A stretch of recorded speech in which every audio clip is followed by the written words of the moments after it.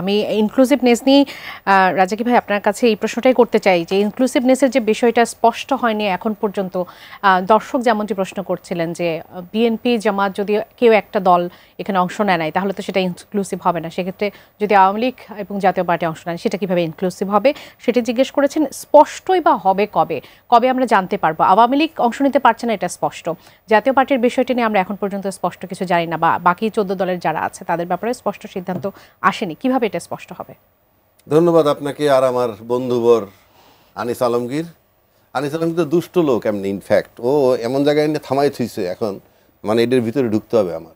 জি হ্যাঁ, এটা তো বাস্তব কথা যে আপনি যদি ইনক্লুসিভ নির্বাচন ধরেন তাহলে সব দলের নির্বাচন। এখন সব দল বলতে কি, সব দল বলতে আমাদের প্রায় 50-60টা নিবন্ধিত দল আছে, কিন্তু তার ভিতরে আপনি যদি কম্পিটিশন হওয়ার মতো দল ধরেন বা কম্পিটিশন হওয়ার মতো মার্কা ধরেন তাহলে আপনি মার্কা পাবেন কি? এখন 1 নম্বরে ধানের শীষ, তারপরে কি বলে দাঁড়িপাল্লা। আমি এখন যেহেতু সিচুয়েশন একরকম, এই জন্য তৃতীয় জাতীয় পার্টি, চতুর্থ নৌকা। এখন আওয়ামী লীগ বলবে আমি চতুর্থ মানে চতুর্থ দিছি কেন? ওই যে ঝামেলা বাড়ছে, মামলা মোকদ্দমা হয়েছে, এই জন্য কইতেছি চতুর্থ। এই 4টা মার্কাটাই ইম্পর্টেন্ট আজকে পর্যন্ত। তাহলে 50টা দল থেকে বাকি 46টা দল একত্রিত হইলে 46টা বাসে সমস্ত দলের নেতাকর্মী ভরা যায়। এটা ছোট করছি না, বাস্তবতা। ওই আনিস আলমগীরের যেটুকু জনপ্রিয়তা আছে তাতে ও যদি একটা দল করে এখন উনি, তাইলে ওই একই জিনিস হবে যে নেতা উনি, সবই উনি। হ্যাঁ, বাস্তবতায় আসলে আপনি যদি মনে করেন একটা গণতান্ত্রিক দেশ, আপনি ইনক্লুসিভ নির্বাচন চান, চাওয়াটা যৌক্তিক, আমি অস্বীকার করছি না। আর বাংলাদেশে 53 বছর, 53 বলবো না, 45 বছর যাবৎ, কারণ বিএনপির জন্ম তো অনেক পরে, তো 45 বছর যাবৎ বিএনপির জন্ম থেকে যদি দেখি তাহলে আমরা দ্বিদলীয় রাজনীতি দেখতেছি। দ্বিদলীয় রাজনীতি মানে এই বড় দুটো দল। এখন এই যে নির্বাচনগুলো সুন্দর হয়েছে, এই যেমন 91, 96, 2001, 2008 টু সাম এক্সটেন্ট, সেটার আগে আবার 111 আসছে। এই যে 3টা নির্বাচন বেশ ভালো হয়েছে মোটামুটি, যেহেতু মানে ভালো তত্ত্বাবধায়ক সরকারের অধীনে হয়েছে, কিন্তু আলটিমেটলি কি হইলো, যে দল বিজয় লাভ করছে আরেক দল কিন্তু রেগুলার ওয়াকআউট করছে, মানে পার্লামেন্টে বসে নাই। মানে এটা বিষয়টা অনেকই ক্ষমতা কেন্দ্রিক। আমরা বিরোধী দলের কথা শুনবো কি? এই দুই দলই একই রকম, যিনি ক্ষমতায় থাকেন আর এক দলের কোনো সুযোগ নাই, আলাপ আলোচনা নাই। এখন যদি নির্বাচন ইনক্লুসিভ চায়, এটা দ্বিমত করার কিছু নাই, বাট একটা প্রশ্ন হইল, যেহেতু যারা ক্ষমতায় যাবে নির্বাচন করলেও তারাও যখন জোর গলায় বলে, তারাও নানান জায়গায় বলছে আমি ইনক্লুসিভ নির্বাচন চাই, একদম সবাই চায়, বলছে। আমি যেহেতু রাজনীতি করি না, আমার চাওয়া না চাওয়ায় কিচ্ছু আসে যায় না, কিন্তু রাজনীতিবিদরা চাচ্ছেন। যদি তাই হয় তাহলে সরকার বলছে কি, যে বিচার না হওয়া পর্যন্ত আওয়ামী লীগের কার্যক্রম নিষিদ্ধ থাকবে। আর জাতীয় পার্টির বলা হয়েছে আওয়ামী লীগের দোষর, সুতরাং সেও নির্বাচন করতে পারে, এই আলোচনাটা আছে, কিন্তু সরকার তাকে ব্যান্ড করে নাই। আসেন এবার আওয়ামী লীগ নিয়ে। তা আমার কাছে যদি ওই হিসাবে মনে হয়, বাংলাদেশের রাজনৈতিক দলগুলো যদি গণতন্ত্রে বিশ্বাসী হয়, তাহলে ইতিমধ্যে তো আমাদের সাবেক যে প্রধানমন্ত্রী শেখ হাসিনা, ওনার বিরুদ্ধে একটা মামলার রায় হয়েছে, 3 জন আসামি, মানে স্বরাষ্ট্রমন্ত্রী, তারপরে আবার তার ফ্যামিলির ওই যে জমি জমা নিয়ে অবধি একটা রায় হয়েছে। তাহলে আলটিমেটলি তার পরিবার কিন্তু নিষিদ্ধ হয়ে গেছে, 1। 2 হচ্ছে যে আপনি আরো কিছু রায় হয়তো হবে।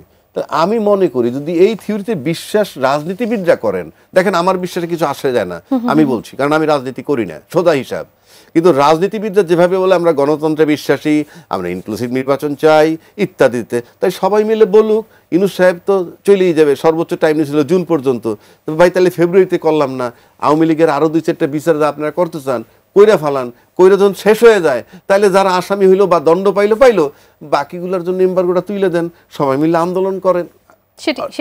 আমি বলতে চাচ্ছি এটা, মানে আপনাদের, কারণ আমি শেখ হাসিনা বাদই দিলাম, আওয়ামী লীগ বাদই দিলাম, কিন্তু আমরা যারা এক্সিস্টিং বলতেছি আমরা ইনক্লুসিভ নির্বাচনে বিশ্বাসী, আমরা গণতন্ত্রে বিশ্বাসী, আমরা বিরোধী দলে বিশ্বাসী, এই যদি হয় তাহলে আসেন সবাই মিলে আবার বৈশা একটা কাজ করি, যে ঠিক আছে ভাই, নির্বাচন কিছুদিন দরকার হলে মাননীয় কি প্রধান উপদেষ্টা আপনি তো করেন, বিচার টিচার করে ফেলান, কারণ বিচারে কয়জনের দণ্ড হবে? 200, 500 হয়ে গেল, তারপরে বাকিরা তো ফ্রেশ, তারপর আপনি নির্বাচন দেন। আসেন না ইনক্লুসিভ নির্বাচন করে দেখি অতটুকু উদার আমরা হইতে পারি কিনা। ইনফ্যাক্ট এইগুলা কথার কথা। এখন দ্বিদলীয় শাসন থেকে আমরা আজকে যাচ্ছি একদলীয় শাসনে। এখন চিন্তার বিষয় অন্য জায়গায়। কথার কথা বলছি, তর্কের খাতিরে জামাত নির্বাচন করলে হয়তো তাদের ভোট কিছু বাড়ছে আগের থেকে শুনতেছি, এখন নাকি মাঠে বাড়ছে, কিন্তু পরীক্ষা করা হয় নাই। যতই বাড়ুক তাতে ক্ষমতায় যাওয়ার মতো হয়েছে কিনা আমার সন্দেহ আছে। পাশাপাশি এনসিপি, আচ্ছা যদি কোনো কারণে জামাত এবং এনসিপি বললো আমরা নির্বাচনে যাব না, আমি একটা তর্কের খাবো, তাহলে রেজাল্টটা কি হবে? তাহলে আবার সেই একতরফা নির্বাচন হবে, আবার সেটা নির্বাচনে কি হবে কিনা? কাজে রাজনীতিবিদ উদার হইতে চায়।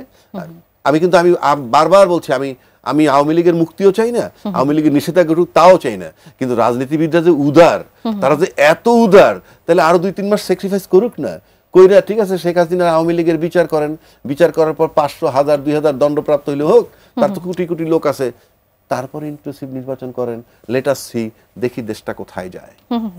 জি, আরো একজন দর্শক আছেন এই মুহূর্তে, তার প্রশ্নটা একটু নিতে চাই। দর্শক স্বাগত জানাই, কে বলছেন, কোথা থেকে বলছেন, আপনার প্রশ্নটি করবেন। কুষ্টিয়া থেকে রবিউল বলতেছিলাম। আমার মাননীয় অতিথির কাছে আমার প্রশ্ন যে আপনারা সবাই যে শুধু আওয়ামী লীগের ভোট নিয়ে টানাটানি করতেছেন, আচ্ছা আওয়ামী লীগের ভোটাররা কি পাগল হয়েছে যে আওয়ামী লীগকে নির্বাচনে আসতে দেবে না, তারা আবার ভোট কেন্দ্রে যাবে? আমার ইউনিয়নে 8000 ভোটার আছে আওয়ামী লীগের, 100 ভোটারও ভোট কেন্দ্রে যাবে না যদি আওয়ামী লীগ নির্বাচনে না আসে। তাহলে যখন ভোটের পার্সেন্ট কমে যাবে তখন এই নির্বাচন কিভাবে বৈধ বলবেন আপনারা? আপনাকে ধন্যবাদ।